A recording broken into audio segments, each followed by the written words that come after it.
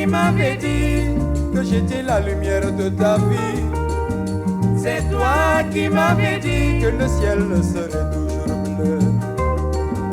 Et toi tu es parti en oubliant tout ce qu'on s'était dit.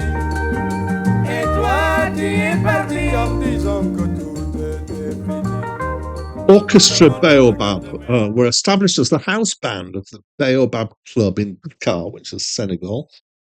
Several of the musicians came out of a previous band called the Star Band de Dakar. They were formed in 1970 and rose to some fame and international renown during the 70s.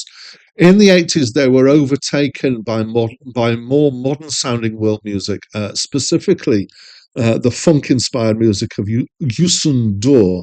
And so they basically broke up in 1987. However, through the 90s, interest in world music rose, especially in the West. And they were persuaded to reform in 2001, and they're still going. I made, on my count, 25 albums, the most recent of which were released in 2025.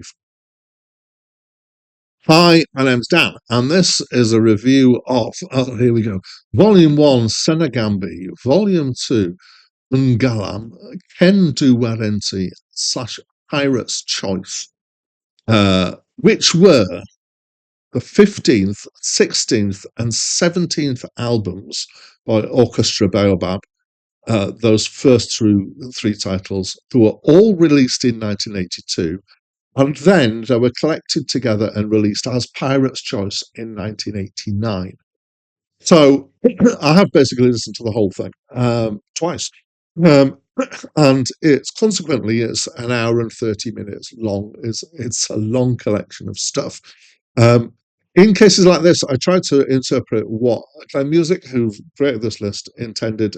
Here it's clear that they mean for this element in their list to be these three albums that were released in the same year and then re-released as a combined album, Pirate's Choice. Acclaimed Music says this is Afro-Cuban jazz. Wikipedia also claims that the band did play in that style, although there is no Wikipedia page for this album. And I kind of get that. The thing that I'm less sure about is the Cuban. Sorry, did I say Afro-Caribbean? I meant Afro-Cuban. Let me just make sure I've got that right. And I do kind of get it. It does have a rhythmic feel of Latin rather than predominantly African in the rhythms. I wouldn't be able to say whether this is specifically Cuban. But the percussion instruments that are used sound very African to me. So does the singing, and so does the electric guitar tone. There's a very particular tone to electric guitars that anybody is, and almost everybody in the world has heard Graceland. There's a guitar tone used in that's very kind of dominant through African music that uses electric guitars. The brass used, particularly sax, gives it a jazz edge. So Afro, yes. Cuban, maybe. Jazz, maybe. Also, I would say it has a world music-y feel to it, generally. It's kind of gentle and rambling. I can see how this might be good club music if the club was somewhere where you might eat and pour.